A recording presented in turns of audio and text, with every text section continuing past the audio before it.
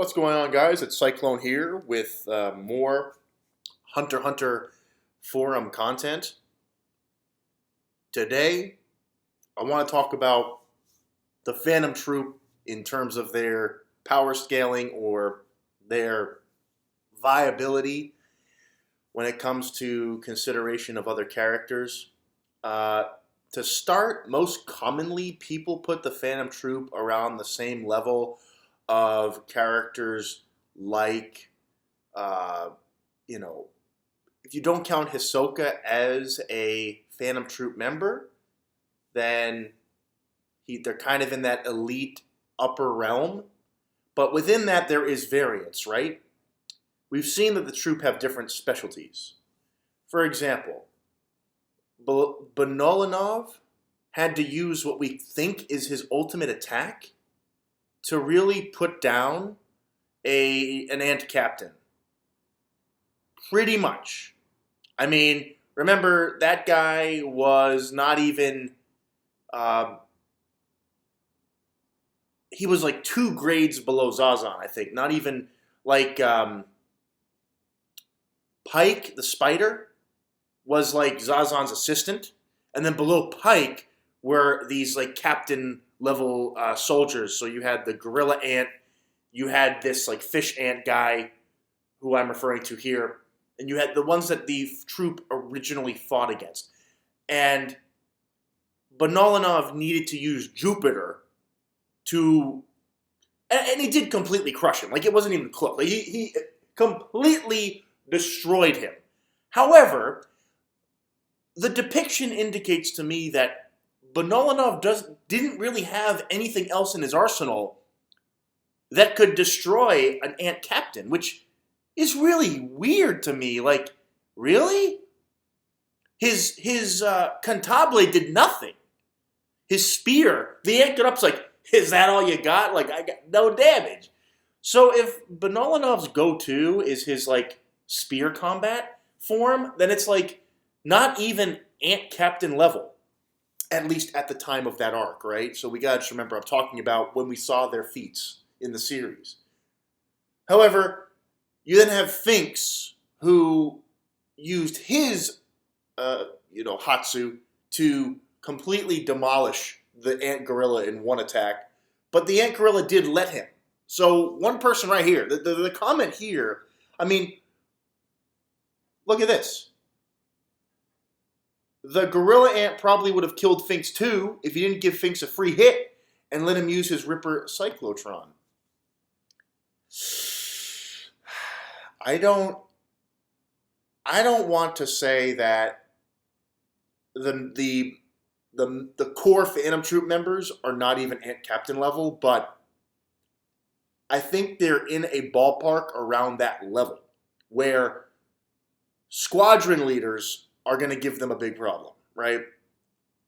And they did. We have proof of that. Zazan gave Phaeton significant trouble. Like, yes, Phaeton burnt her to a crisp, but that was after he took damage, and that was after he put himself in jeopardy. And so, to me, it's kind of like they're in a squadron ant level, captain to squadron sort of level. Like, that's where I see them. And a great comparison is Morel, right? I want to talk about Morel compared to these Phantom Troop members. Now, Phaeton admittedly was rusty. He even said so. Like, there was comments that he wasn't at his peak performance or he had gotten rusty. So I feel like here's the thing. Let's take the Phantom Troop and let's make them really seriously train. And I mean train. Because they are some of the strongest hunters around. Like, if they're just walking on the street or they were to do an assassination mission, they're going to low diff most of their targets. That's not debatable. They are in the A category. They're at that level for the human hunters. However, against the more elite hunters, even like post-revival Hisoka, who people are theorizing is now definitely Krollo's equal, but we have to see, right? against those Krolos and the Silva and Xeno Zoldycks of the world, and even like Razor, I would put Razor above the Phantom Troop members, generally speaking. Absolutely. Like, the Nen display that I saw from him, not just the dodgeball match, but Green Island as a whole, like that was his aura. That's damn impressive.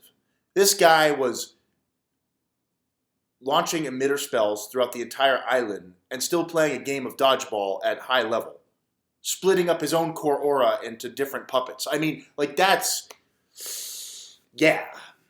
But as we saw, hunters like Morel, hunters like Razor, they have these massive reserves of aura potential. They can spread out their power throughout vast areas, right? And they can take down targets, more strategically, or they can use their powers more strategically.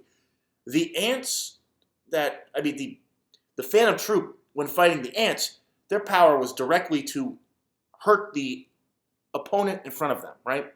So if Razor took all of his aura from Greed Island and brought it back and just focused on himself, I don't see any of the Phantom Troop, maybe Krollo excluded, beating him. Like, no.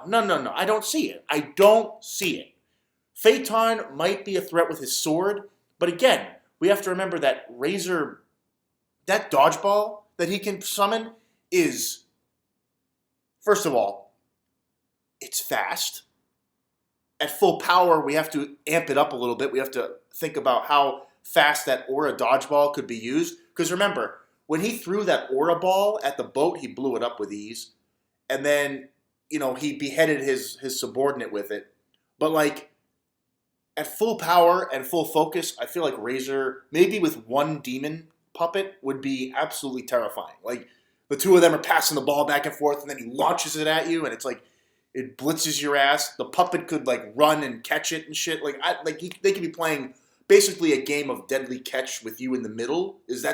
I kind of think like that's how Razor would fight.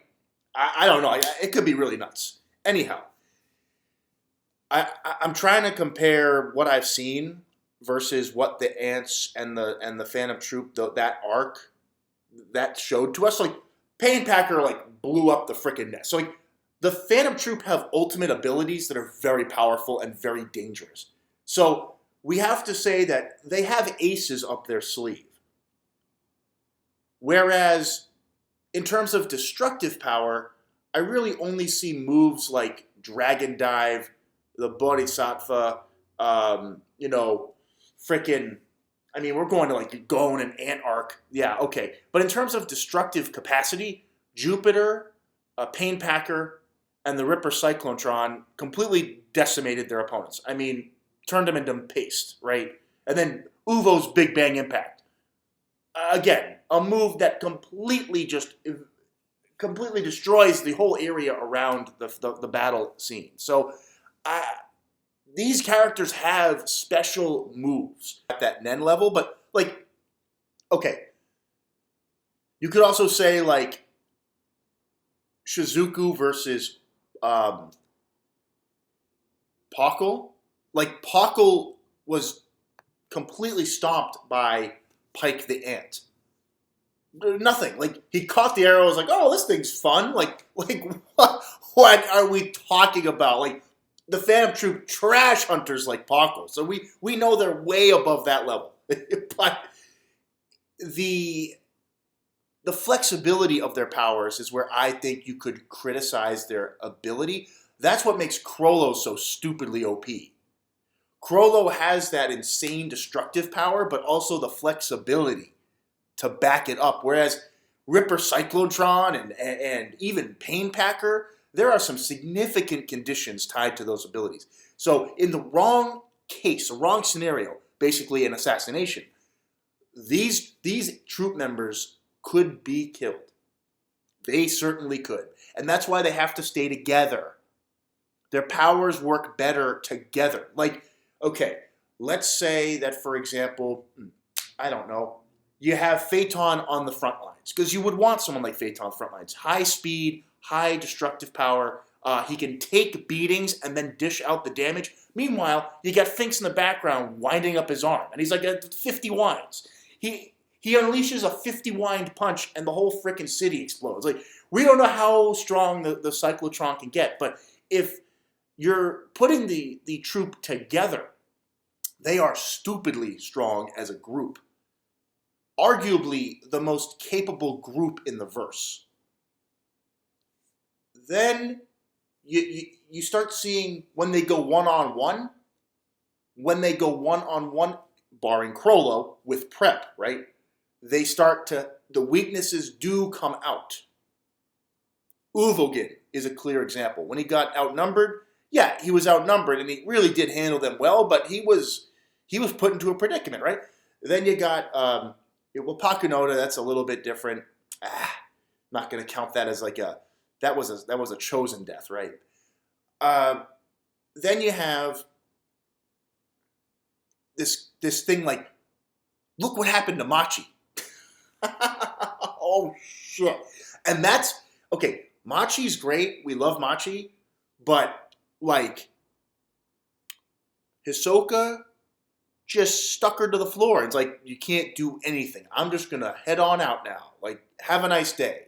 He could have killed her right there. Togashi almost did it. There was writing that he thought about killing Machi there to really add hype to the moment, but he found that Machi's death wasn't the right time for that.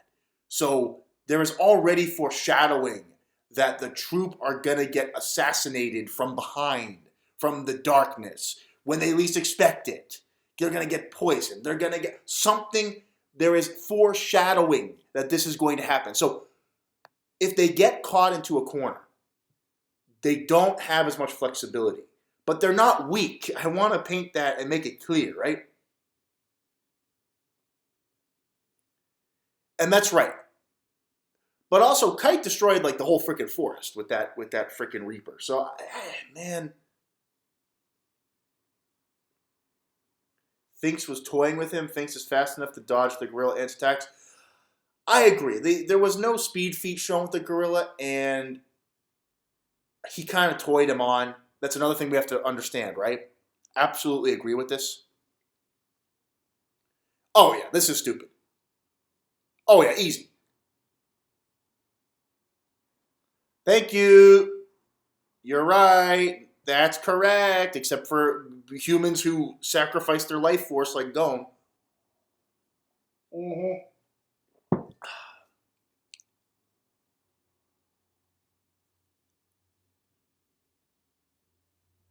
Here, exactly.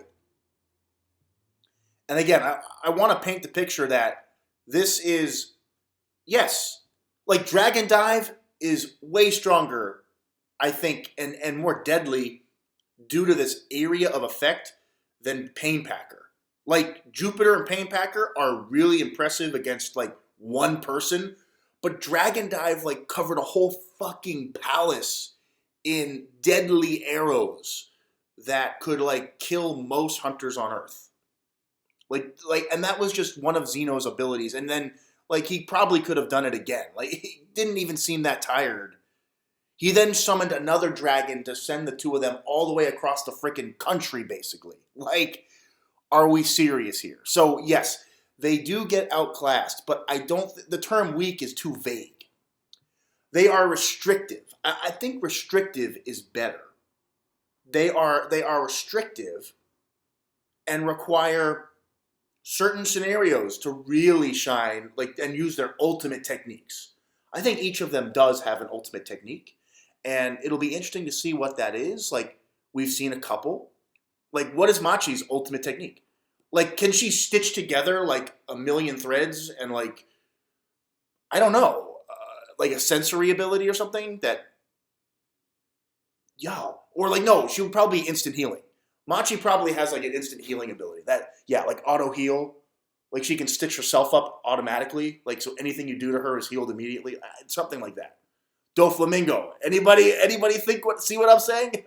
Doflamingo ability there. So I definitely think that that's coming. We're going to see some more on the boat. Please, Togashi, please, please come back. We need to see stuff like this. We need to see your creativity. Don't give up on this project, please.